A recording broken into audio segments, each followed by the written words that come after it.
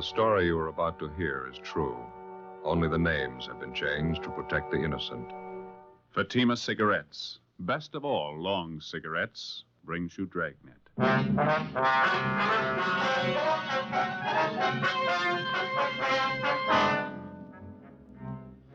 You're a detective sergeant. You're assigned to homicide detail. A wealthy society woman in your city vanishes. 2 months pass before her disappearance is reported to the police.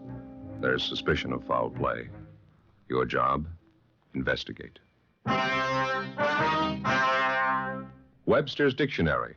Definition of the word compare. Compare. Examine for purpose of discovering resemblance or difference. Now, let's compare Fatima with any other king-size cigarette. The resemblance. Fatimas are the same length as other king-size cigarettes, 85 millimeters. Fatima has the same circumference, 1 1/64 inches around. And Fatima filters the smoke exactly the same long distance as other king-size cigarettes. The difference. In Fatima, the difference is quality. You see, Fatima contains the finest domestic and Turkish tobaccos superbly blended to make Fatima extra mild. You get all the advantages of extra length plus Fatima quality, which no other king-size cigarette has. So compare Fatima yourself. Your first puff will tell you... Ah, that's different. Yes, in Fatima, the difference is quality. Buy Fatima. Best of all long cigarettes.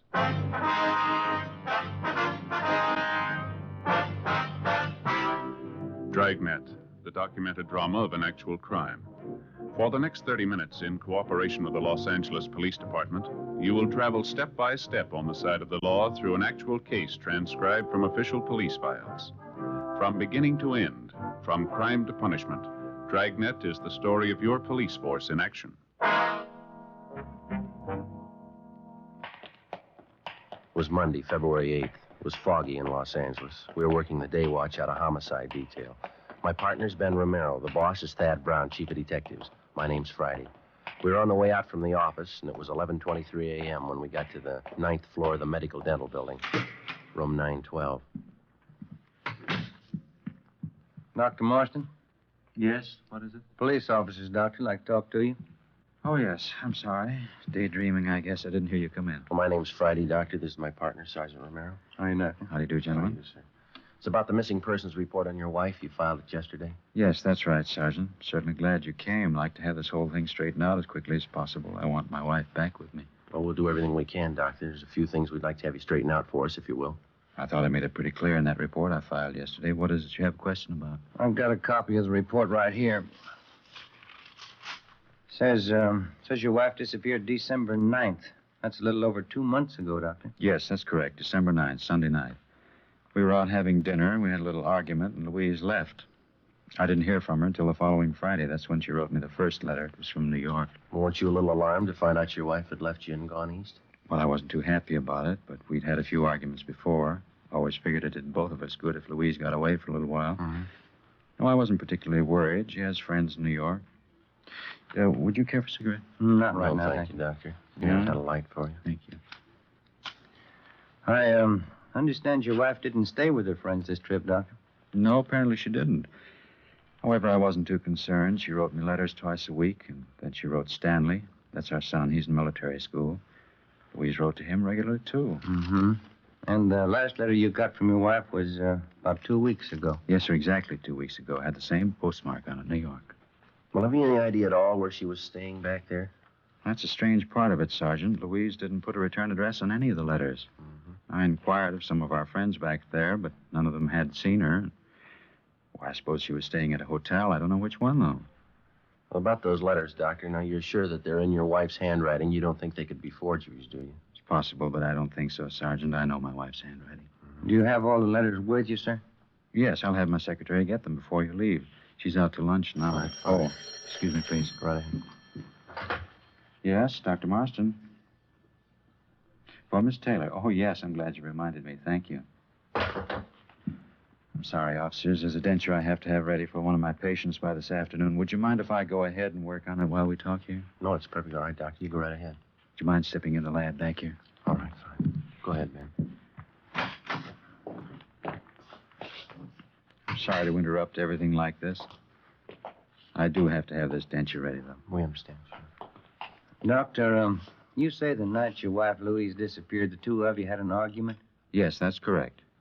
We were having dinner out at our country club, and I guess Louise had too many cocktails.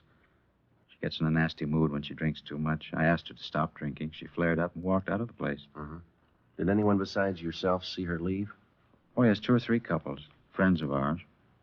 When I found out Louise had gone off to New York, I thought, well, it was her way of teaching me a lesson. I wasn't too disturbed about it until the letters stopped coming. Well, how about your son, Stanley? Do you know if he's still getting the letters from his mother? No, he's not. I telephoned him up at his school. He stopped getting letters about the same time I did. Let's see, where did I put that casting ring? Oh, yes, here we are.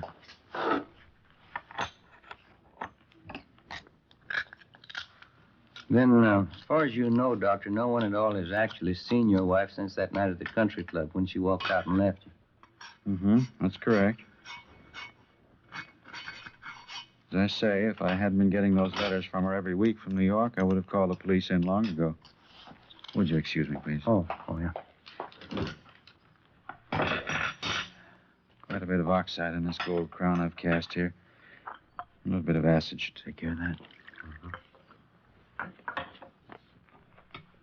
Well, what's your theory on all this, Doctor? Your wife leaves suddenly and she goes to New York. She corresponds with you and your son, and then her letters stop coming. What do you think might have happened? Well, frankly, Sergeant, the whole thing's a terrible family mix-up. Get this crown here out of the acid.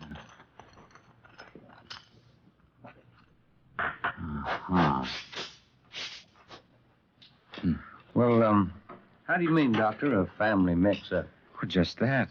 There's only one reason for Louise disappearing the way she has. Money. Money and that stepfather of hers. Say, would you switch on that small motor there, Sergeant? I've got to polish up this crown and get it in shape. Oh, yeah. Sure. Thank you. Well, what do you mean, Doctor? How does your wife's stepfather fit into all this? Money mad.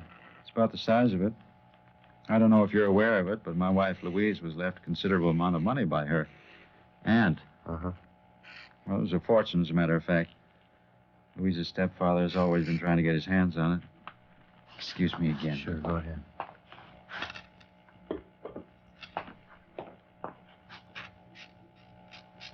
Well, and you think your wife's stepfather is responsible for her disappearance, is that right? Oh, I'm not making any direct accusations, Sergeant.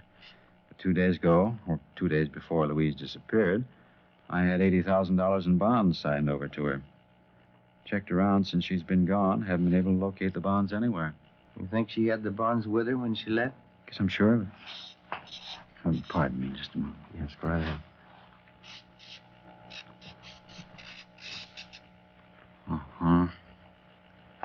That's a fine cast with sharp margins on it.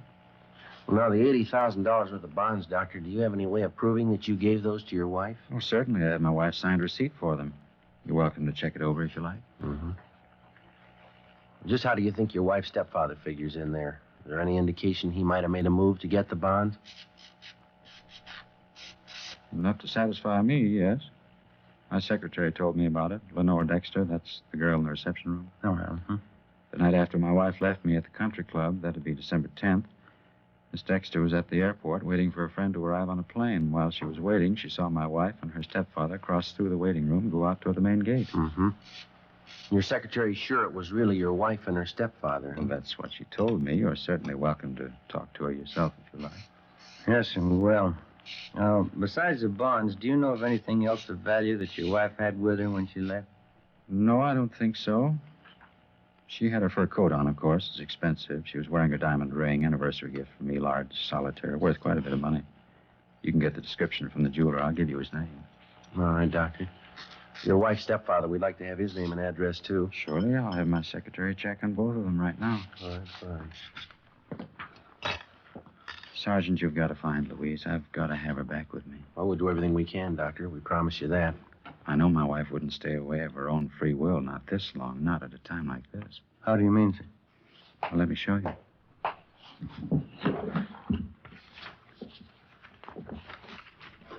Here it is.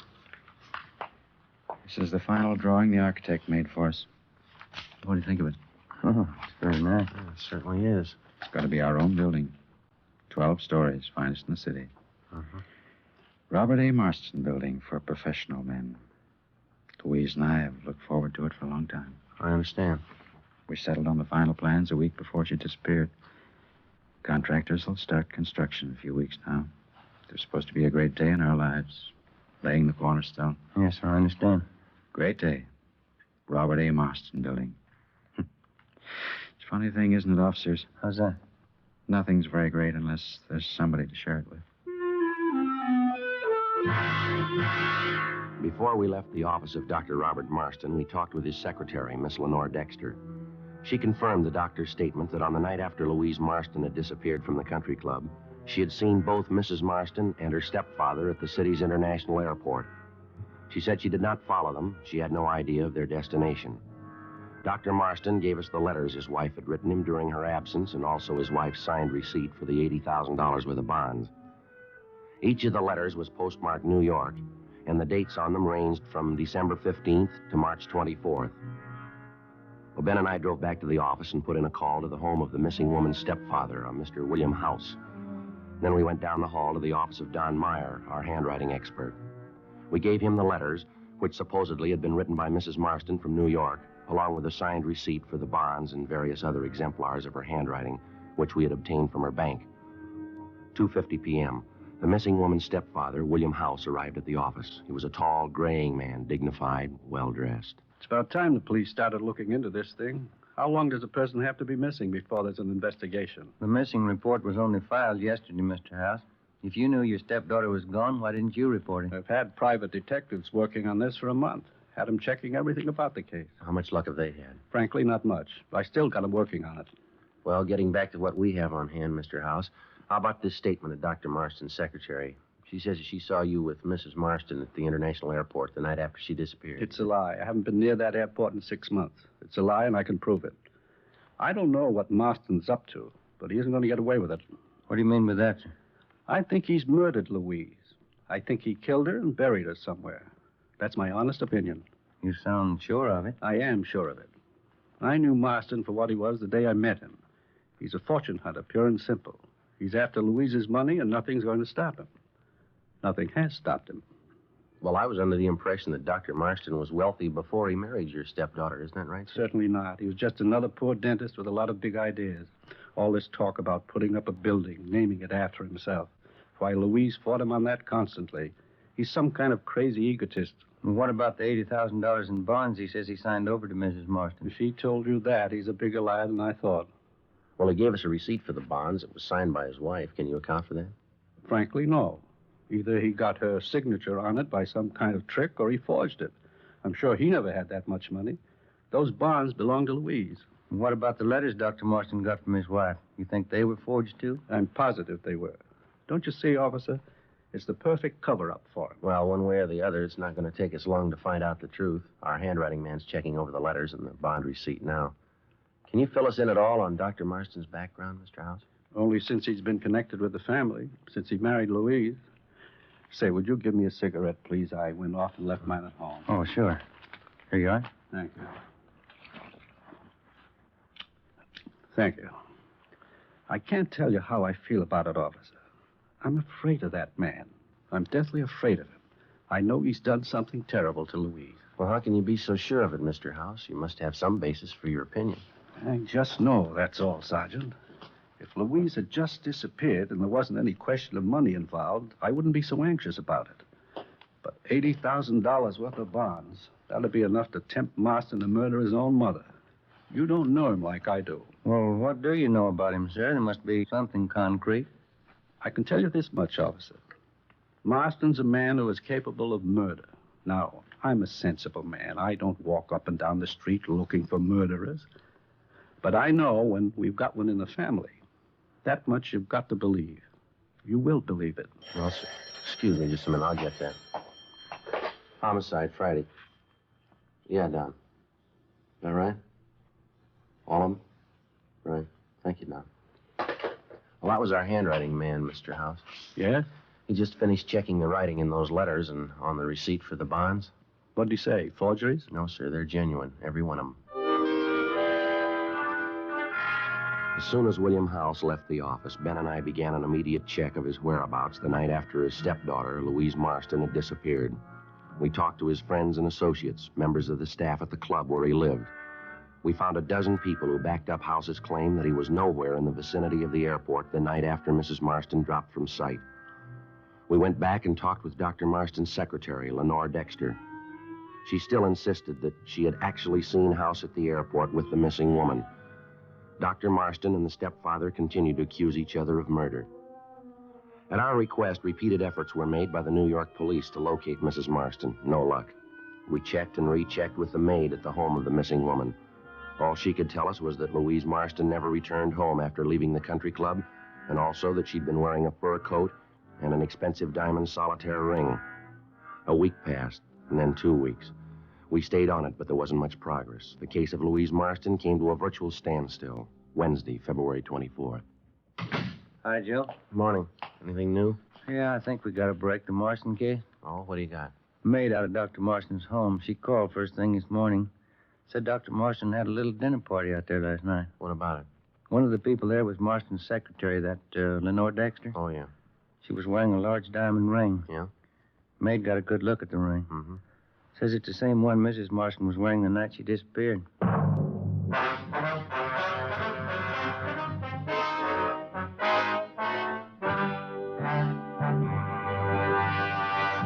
You are listening to Dragnet, authentic cases from official police files. Now, let's look at our Fatima files. Listed under B. Borden, Mrs. Clay Borden of Palm Springs in San Francisco. She says, Pleasing, distinctive, and really extra mild. That's the way I'd describe Fatima. It's definitely the best long cigarette. friends, more smokers now insist on Fatima than ever before. Because in Fatima, the difference is quality. Quality of tobaccos. The finest domestic and Turkish varieties, extra mild, superbly blended, to give you a much different, much better flavor and aroma. Quality of manufacture. Smooth, round, perfect cigarettes. Rolled in the finest paper money can buy. Manufactured in the newest and most modern of all cigarette factories. Quality, even to the appearance of the bright, clean gold and yellow package. Remember, Fatima gives you all the advantages of extra length, plus Fatima quality, which no other king-size cigarette has. So if you smoke a king-size cigarette, compare Fatima. You'll find they now cost the same. But your first puff will tell you, Ah, that's different. yes, in Fatima, the difference is quality.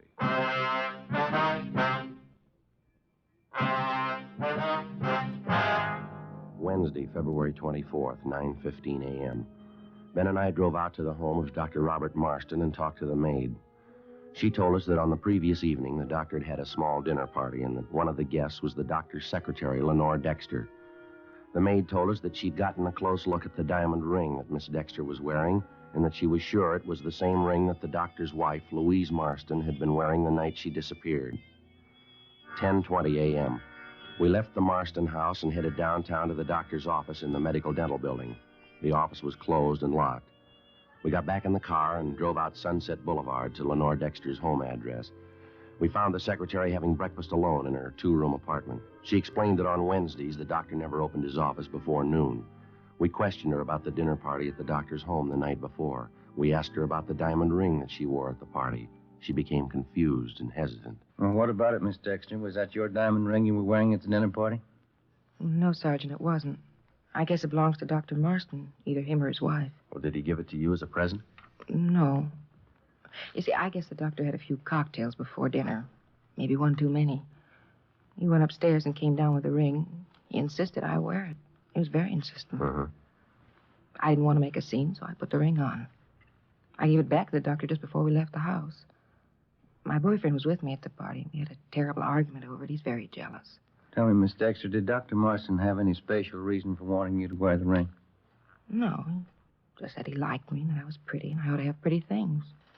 My boyfriend didn't like him at all. Well, had you ever seen that particular diamond ring, Miss Dexter? I mean, before last night? I don't know, Sergeant. I think so. I'm not sure. Well, where do you think you saw the ring before? Mrs. Marston. I think I saw her wearing it once. Was she wearing it the night you were supposed to have seen her at the airport? I don't know what you mean. I didn't notice the ring, but I saw Mrs. Marston at the airport. I'd like to have you think this thing out for yourself, Miss Dexter. Mrs. Marston's been gone for almost 3 months now, and there's a strong possibility that she might have been murdered.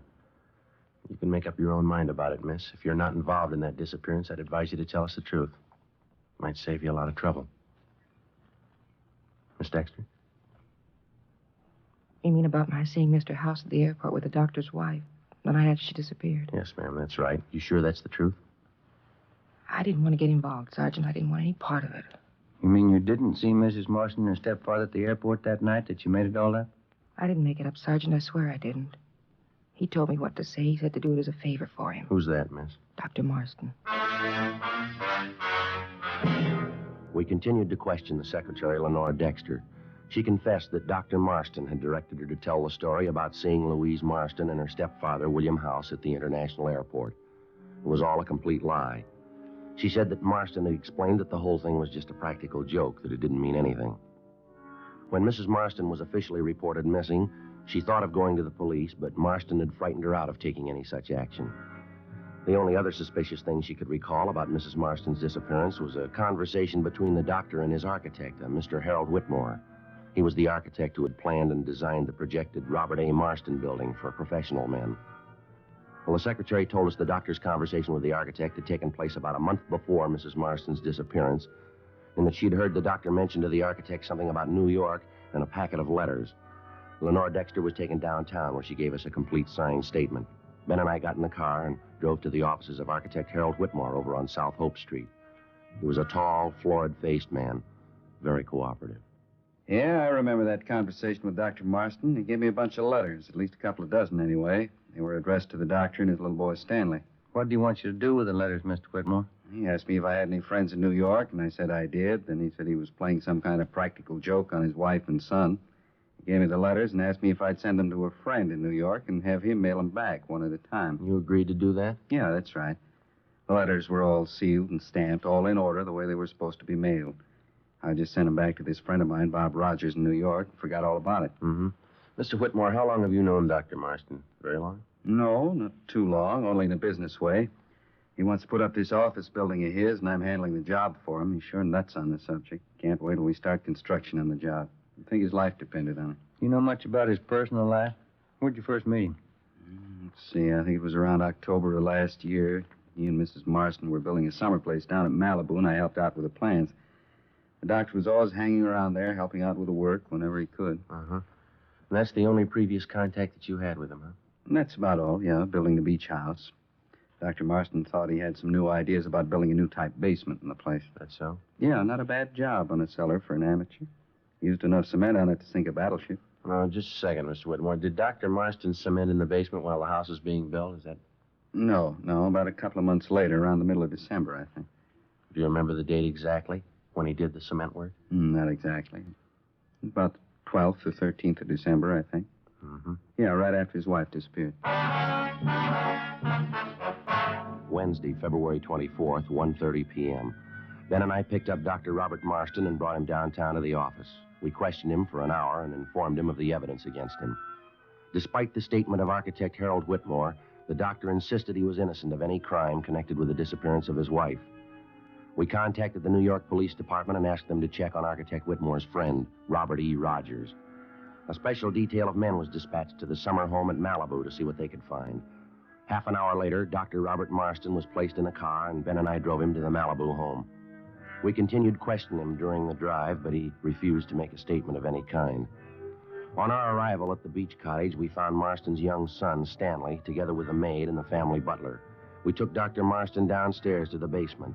The men had a large section of the cement flooring ripped up. They were digging. In the room up above, we could hear young Stanley Marston playing on a toy harmonica.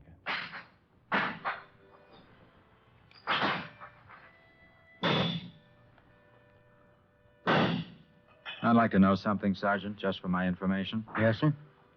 Why do you think I'd kill my wife? Why do you think I'd do such a thing? We're not sure yet if you did kill her. And why do you have these men doing this? Digging up the whole basement. Why do you think I killed her?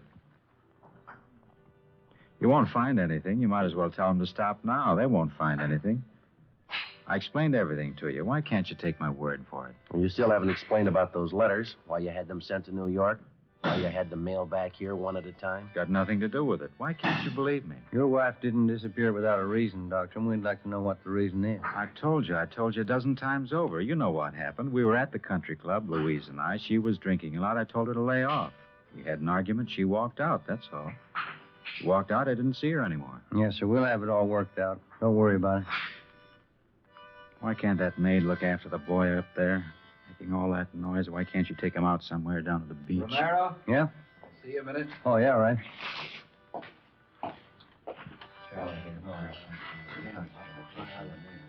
Sergeant, what do you want me to say?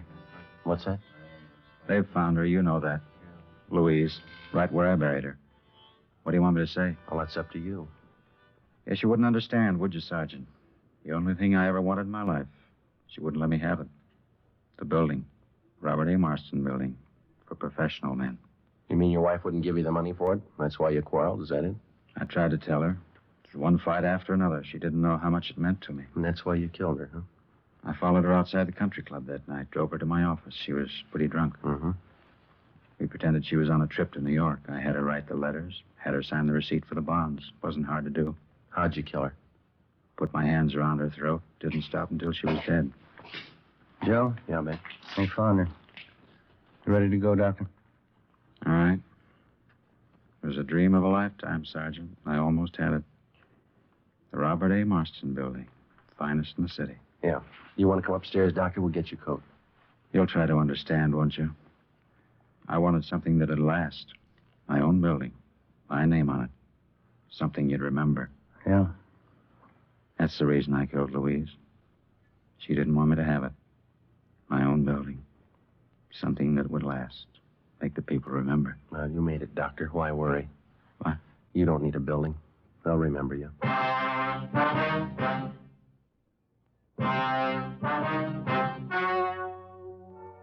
The story you have just heard was true. Only the names were changed to protect the innocent. On June 3rd, trial was held in Superior Court, Department 87, City and County of Los Angeles, State of California. In a moment, the results of that trial. And now here is our star, Jack Webb. Thank you. Friends, our latest sales figures indicate that Fatima is undoubtedly the fastest growing long cigarette in the country. And I'm sure you'll agree that there must be a sound reason for Fatima's ever-increasing popularity. Well, to my way of thinking, that reason can be summed up in just two words: Fatima quality. You'll spot it instantly. Fatima gives you all the advantages of extra length, plus Fatima quality, which no other king-size cigarette has. So tomorrow, buy a pack of Fatimas and prove to yourself that the difference is quality.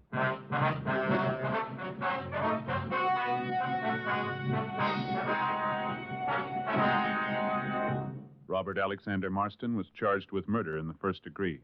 10 days after his trial opened in Superior Court, the suspect took his own life in his jail cell by hanging.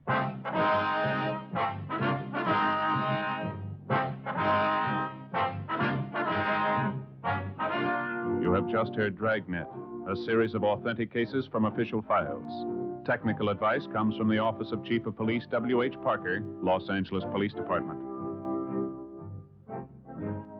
Fatima Cigarettes, best of all long cigarettes, has brought you Dragnet, transcribed from Los Angeles.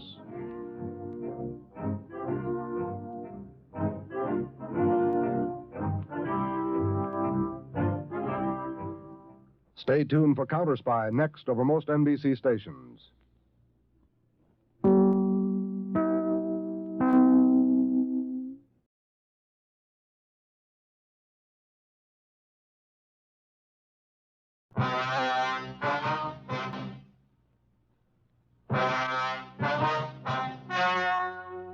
The story you are about to hear is true.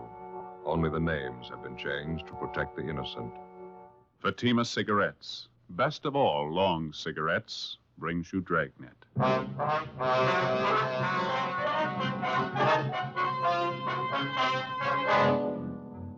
You're a detective sergeant. You're assigned to accident investigation, hit and run detail.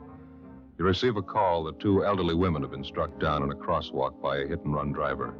The women lie in Georgia Street Hospital. Their condition is critical. Your job? find the driver. In Fatima, the difference is quality. Yes, in Fatima, the difference is quality.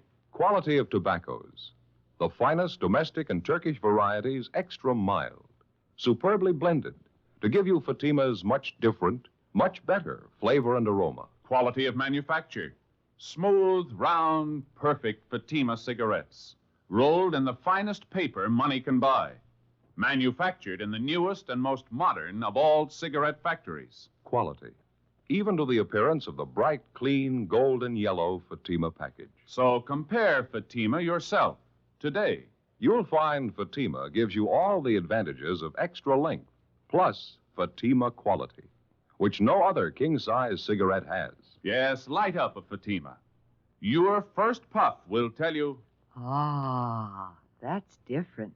Because in Fatima, the difference is quality.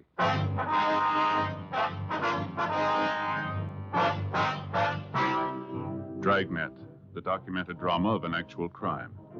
For the next 30 minutes, in cooperation with the Los Angeles Police Department, you will travel step by step on the side of the law through an actual case transcribed from official police files. From beginning to end, from crime to punishment, Dragnet is the story of your police force in action. It was Saturday, September 5th. It was mild in Los Angeles. We were working the day watch out of accident investigation, hit and run detail. My partner's Ben Romero. The boss is Benny Caldwell, chief of traffic. My name's Friday. It was 7:35 p.m. when I got to 4656 Collis Avenue. My front door. Is that you, Joseph? Yeah, Ma. Got both Sunday papers. Oh, good. It's nice music on the radio, isn't it? Yeah, it's pretty. It's your favorite song, isn't it? Yes. See you in my dreams. Every Saturday night we used to get together down at the old Cromwell house on West Adams Boulevard. Weekly dance, you know. Yeah, I know. It was a lovely old home down there. Had a beautiful ballroom upstairs. Always had a good time at the Cromwell house. Was that before you were married? Oh, my, yes. Met your father through Mildred Cromwell, you know. She was quite fond of him, too. Was that so? Yes, she was. Oh, nothing serious, but she used to think quite a lot of Sam. And you broke him up, huh? Now, Joseph, you know I wouldn't do a thing like that. If Millie was only mildly interested in Sam, I wouldn't come between two people that were happy. You know that. No, that isn't the way he used to tell it. Said you just broke him up, that's all. Yes. Well. He ever tell you about the time all the girls invited some of the fellows from the Royal Order of the Western Wildlife Protective Brotherhood, Southern Charter, over to the basket raffle? To a what? Basket raffle. All the girls packed tasty lunches, and the boys bid for them at auction. Oh, yeah. Uh-huh. It was a warm summer evening, just like tonight. It was a grand affair. Annie Shellman was there with Jim Donahoe, and your father came with Lorenzo Fisher, the Grand Vizier of the Wildlifers. Yeah, sounds like quite an evening. Oh, it was, Joseph. It really was. Samuel bid the highest for my basket, $10.15. I'll always think to this day that's the reason Millie Cromwell's been so cool toward me. Yeah, could be. You want part of the Examiner, Ma? Oh, no, thank you, son. I want to finish turning this collar on your shirt. Okay. You wouldn't think a basket lunch could come between two good friends, would you? I beg your pardon? What's that? Who'd ever think a basket lunch should break up a friendship like Millie Cromwell's and mine? No, ma'am, you wouldn't. I'll get it, Ma.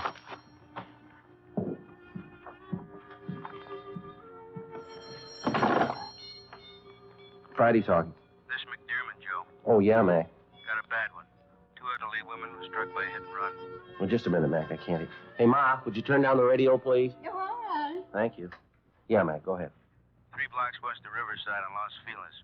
We have 2 traffic cars out there now for the preliminary investigation. You, Romero, better roll on it. Right, Mac, right away. I've already notified Romero. He's on his way over to pick you up now. Okay, I'll be ready. Keep me informed, huh? Right, Mac. Bye.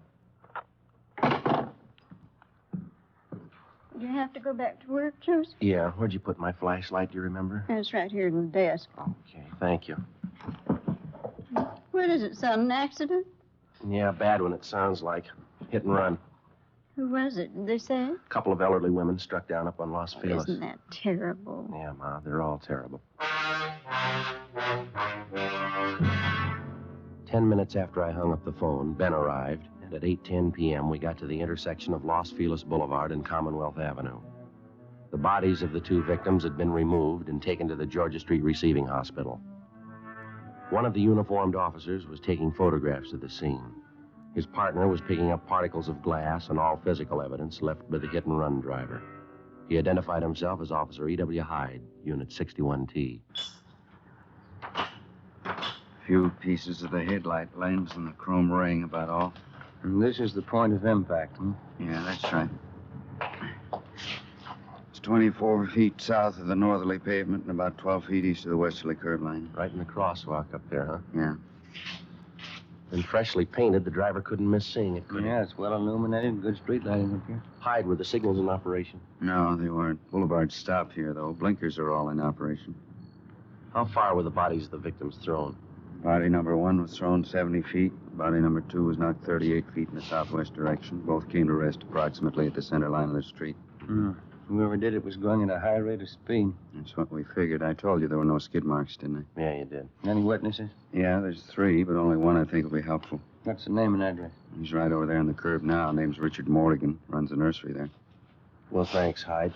You're going to make the reports and book the evidence, are you? Yeah, I'll take care of it. That's Morgan over there in the tan overalls. All right. Thanks a lot, Hyde. Okay.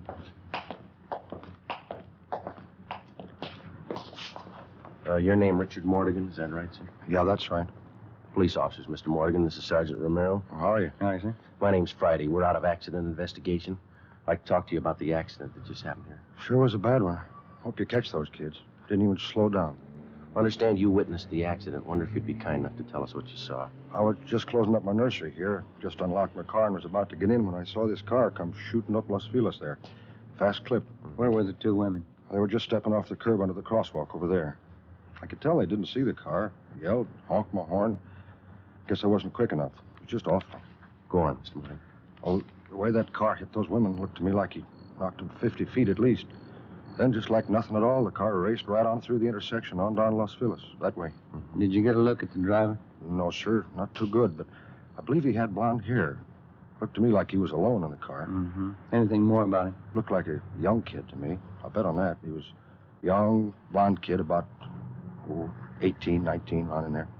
Now, how about the car he was driving? Can you help us out there, sir? I believe it was a Ford. I don't know what year. Yeah, a Ford sedan, 2-door. What color was it? Black, dark blue. I'd say black. Did you happen to get the license number, sir? No, sir. Everything happened so fast, I guess I was kind of stunned for a minute. You know how you'd be. Sorry, wish I did. And you're pretty sure about the car, Mr. Morgan. Are you familiar enough with cars to be positive it was a Ford? Yeah, I think I am. And you don't know what year the car was? No, sir. Sorry, I don't. Just know it was a Ford sedan. Well, thank you very much, Mr. Morgan. We may have to check back with you later. Anytime. I'd glad to do whatever I can to help you get that driver. How can we get a hold of you, Mr. Morgan? Well, I'm right here all times. Morgan Nurseries. 4402 Los Feliz. Phone number Normandy 32257. All right, sir. Thank you very much. Those two old women, they didn't have a chance the minute they stepped off the curb. Crazy kid didn't even stop to see if he could help him. Yes, sir, we know. Then again, maybe he didn't see him. Maybe it wasn't his fault. Well, whose fault was it he didn't stop? Before we left the scene of the accident, we interviewed the other two witnesses, but they could add nothing to Richard Morgan's statement. Investigation disclosed that victim number 1 was a Marcella R. Norton, age 58. Victim number 2 was identified as Elizabeth Ann Carey, age 65. Ben and I drove over to the Hollywood station, where we met Officer Hyde, who was just completing his reports and was booking the physical evidence found at the scene of the accident. Included in the evidence were the topcoats worn by the victims at the time they were struck down. All this was turned over to Lieutenant Lee Jones in the crime lab. Ben and I compiled the small amount of information that we had. The physical evidence found at the scene, and the scanned information that the witnesses were able to give us. Not enough for us to attempt to identify the driver of the hit-and-run car. Well, there wasn't much to go on. 9:54 p.m. We got a call from Lee Jones, who said that he'd completed his investigation and wanted to see us right away. We went over to the crime lab. I think maybe I got what you need here. Well, we haven't got much now, so almost anything will help, Lee. Let's go back here. All right, fine. First off, your witness out there, what was his name? Morgan? Yeah, well, Morgan was right. The car was black. Then a microscopic analysis on scrapings found on the victim's coats. Yeah. I'd say a black car, previously painted tan or sand color under the black. That was one of the things he's positive of. How about the make and the models? Anything there? Is that too much to ask? I think maybe I can help you there, too. What's the break-in? Let's see. Just got back from the lighthouse. Ran a lens meter test on those pieces of broken headlight lens, and the diopter reading shows that that particular type lens was made in 1934. Well, how about the make of the car, Lee? The only company that used this type of lens was the Ford Motor Company. Pretty positive about it? Ran a spectrographic test on the chemical composition of the glass in the lens. Checks out. Well, we got a car to work on. That's it, 1934 Ford Black. Oh, thanks a lot, Lee. It's all right. When you find the car, I can tie it in definitely for you. Oh, that's fine. Oh, excuse me. Crime Lab, Jones. They're right here, Mac. Just a minute. To either one of you, it's McDermott. I'll take it, Joe. Okay. Yeah, Max Romero. Oh, when? Yeah, me too. Yeah, right. Mac just got word from Georgia Street. Yeah? Both victims. They just died. With the death of the two victims, what had only been a hit-and-run felony had now become a case of manslaughter, 2 counts. Ben and I went back to the office and met with Lieutenant McDermott. Past experience has proven to the traffic officer that the quickest and surest way to a successful prosecution of a hit-and-run case is with the full cooperation of the average citizen.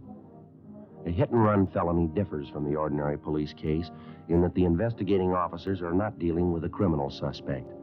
In a case of this nature, the guilty party could well be the outstanding citizen of his community. In all probability, he had no motive for a crime, only motive in running from the scene of the accident. Well, the one way to gain citizen cooperation was to acquaint him with all the details of the accident, any and all information that we had or would obtain as the case worked towards solution. 10:15 p.m., Saturday, September 5th. In addition to the emergency broadcast put out at the time of the accident, supplemental broadcasts and APBs were sent out. Ben and I then started to make up a special police bulletin. Wanted for manslaughter and hit-and-run felony. Okay. Information regarding identity of occupant of following hit-and-run vehicle. Regarding identity of occupant. Yeah. Vehicle, okay. Got it? Mm-hmm. Involved in accident resulting in death of 2 female pedestrians. Accident. Pedestrian. Accident occurred September 5th. Approximately what time, Joe? 7:30 p.m. Right. On Los Feliz Boulevard at intersection of Commonwealth Avenue. Okay. Now, can I see what we got? Mm-hmm. Thank you. Occupant, young male, Caucasian, approximately 18 to 19 years of age. Vehicle, 1934 Ford sedan, black with tan undercoat, driven by male occupant. This car will have extensive damage to front end. Facsimile photographs of type of car wanted appear on this bulletin. Got the photos right here. Side, front, and back view. Okay, this ought to do it. Let's get it down to the printing bureau right away, huh? Yeah. Auto paint shops, wrecking yards, garages, repair stations, used car lots, insurance company. The daily papers are running a spread on it in the next edition. That ought to cover it. Yeah, it's all there if it gets to the right person. Wednesday, September 9th, 10:45 a.m.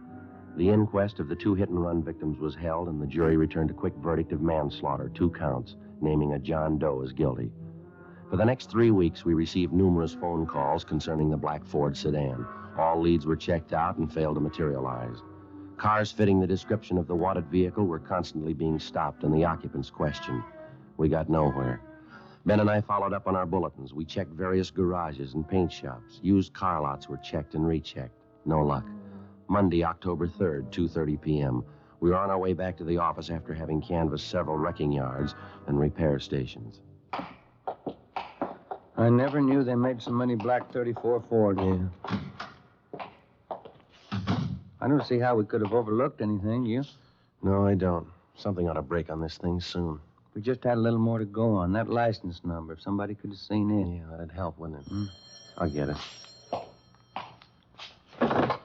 Traffic, Friday. Hello, my name is Dan Provost. I run a used car lot in Dan's Corner at 54736 6th Avenue. Yes, sir? I'd like to talk to somebody regarding that last bulletin you sent out September 7th this year. Well, I think maybe I can help you, sir. That 34 Ford you're looking for on that hit and run thing. Yeah, that's right. Young kid, blonde, says he's got some repair work for us. Yeah? I got one of my mechanics stalling him now. What's the car look like, Mr. Provost? Like the one you're looking for. The reason I called is because he says he banged up the front end. Right away, I remembered the bulletin. All right, sir. See if you can hold him there, will you? We'll be right over. I'll do my best. We'll be right there, sir. I think I've got your man for you.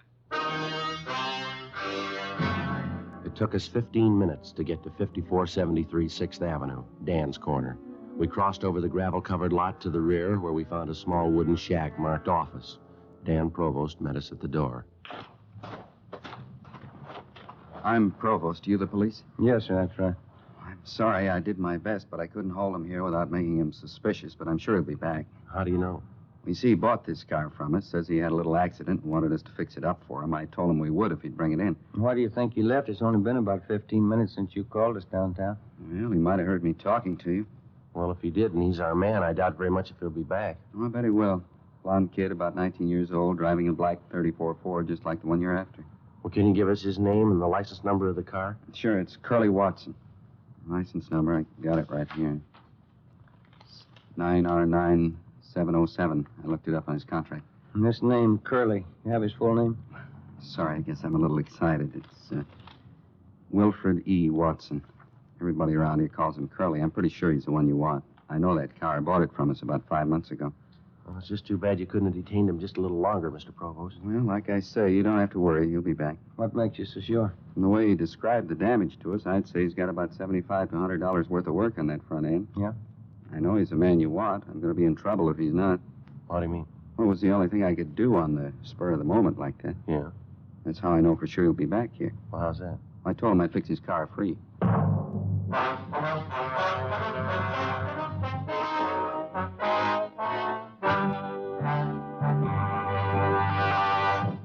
You are in the forgery division of a Metropolitan Police Department. Handwriting analysis. All right, now write the alphabet in lowercase, please. You are listening to a handwriting expert taking an exemplar of a suspect's handwriting. Now write the numerals from 1 to 10, please. This handwriting sample will be compared with a forged signature. Side by side, two signatures may often look alike, but closer examination will prove a world of difference. You'll find the same is true when you compare king-size cigarettes. Fatimas are the same length as any other king-size cigarette, 85 millimeters. Fatima has the same circumference, 1 1/64 inches around. And Fatima filters the smoke exactly the same long distance as other king-size cigarettes. But in Fatima, the difference is quality. Fatima gives you extra mildness, a much different, much better flavor and aroma. You get all the advantages of extra length, plus Fatima quality, which no other king-size cigarette has. So compare Fatima yourself. Your first puff will tell you...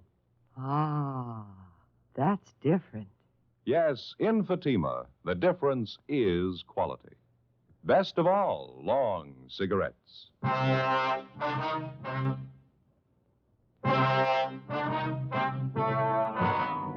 We called Lieutenant McDermott and filled him in.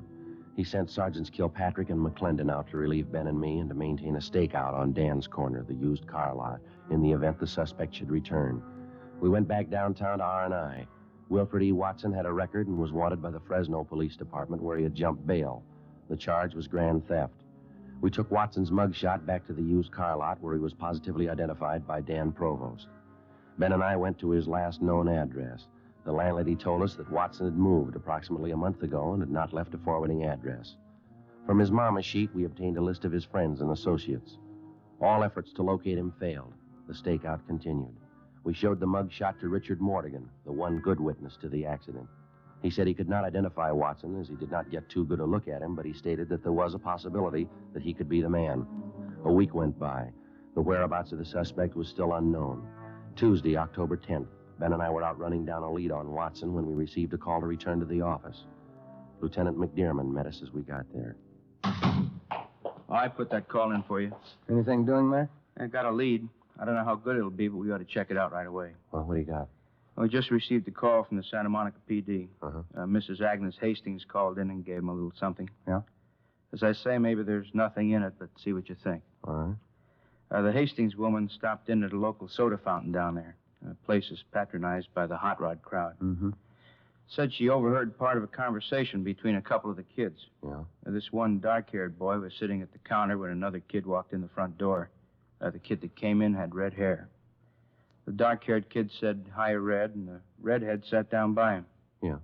And one of the kids made some remark about the boy's red hair, asked him why he dyed it. The redhead said, "Well, they're looking for a blonde, aren't they?" Yeah? It could be a little something, huh? Yeah, I thought so. Then the Hastings woman followed the red-headed boy outside and took the license number of his car. Mm-hmm. Anything there? I don't know yet. Ran it through DMV, but it's not in the file. Mark Benson's got a call into Sacramento now. Anything new on Watson? No, nothing yet. Where can we find this Agnes Hastings, Mac? Oh, here's the address right here. Okay, thank you. Well, that's all she had. Said she'd been following the hit-and-run story in the papers. Thought this might be worth forwarding anyway. Yeah. Oh, just a minute. Mm-hmm. Traffic, McDearman. Oh, hi, Art. Yeah? Oh, you did, huh? Mm-hmm. Yeah, I see. Uh-huh. Yeah. Yeah, right. Bye. That was Art Kilpatrick.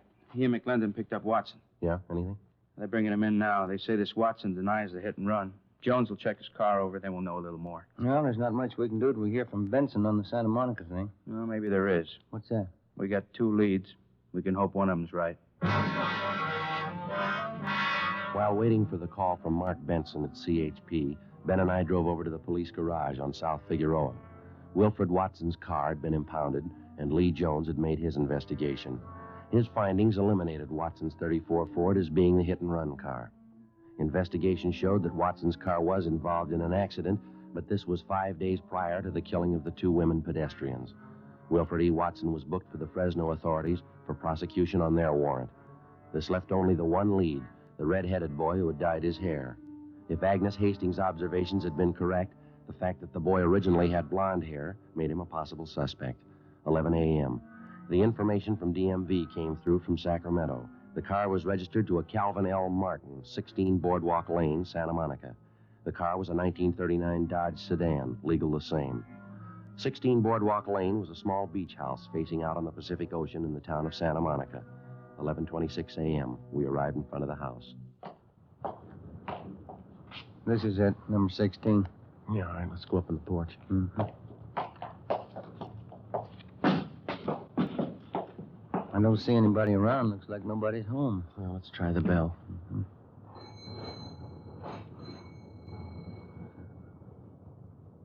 I guess you're right. Nobody home.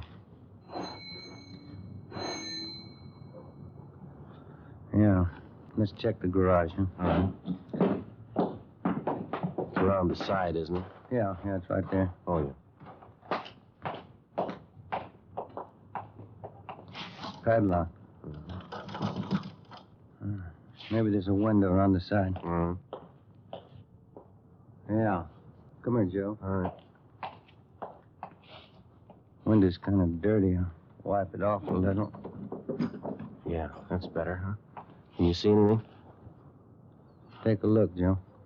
Let me see. Yeah. Looks like a 34 Ford to me. Notice the left front fender? Yeah. Pretty badly dented, isn't it? Hmm. Looks like we're home, maybe, huh? Well, I'd like to get a closer look. Thanks much, Sid. See you back at work, huh? Sure. Hey, about 1:30. Okay. Young kid got out of a car out front. Looks like a redhead from here. Come on.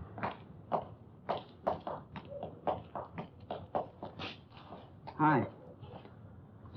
You men want something? Police officers. Yeah. Do you live here? Yes, I do. What's wrong? What's your name? Louis Martin. Who is Calvin L. Martin? My father, why? Does he own a 1939 Dodge?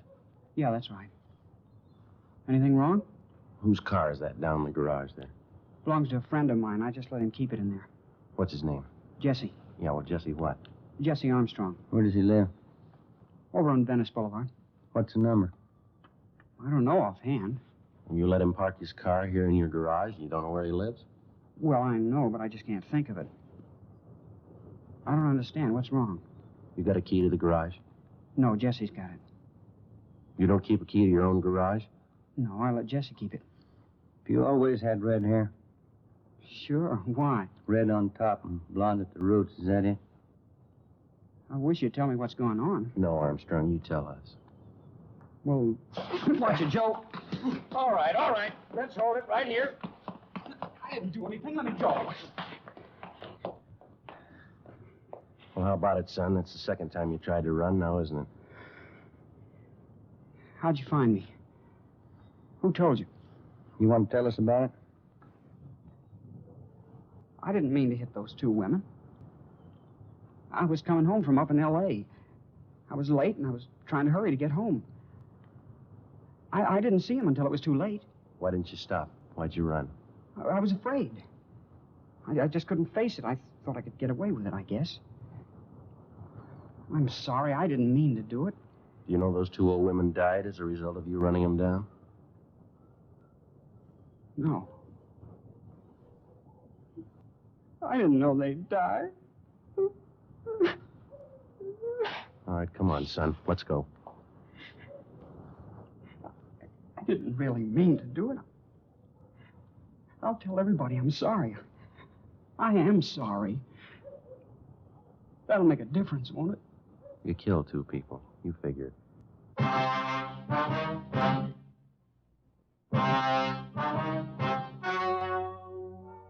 The story you have just heard was true. Only the names were changed to protect the innocent. On December 17th, trial was held in Superior Court, Department 81, City and County of Los Angeles, State of California. In a moment, the results of that trial. And now here is our star, Jack Webb. Thank you.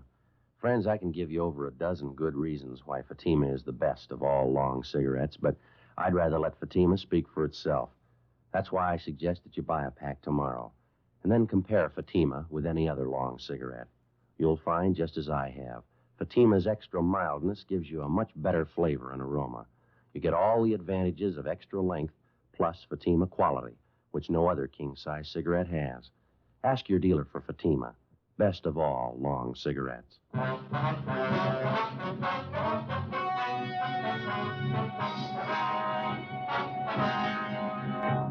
The suspect, Louis T. Martin, was found guilty of manslaughter. He was sentenced to 1 year in the county jail and was placed on probation for 5 years.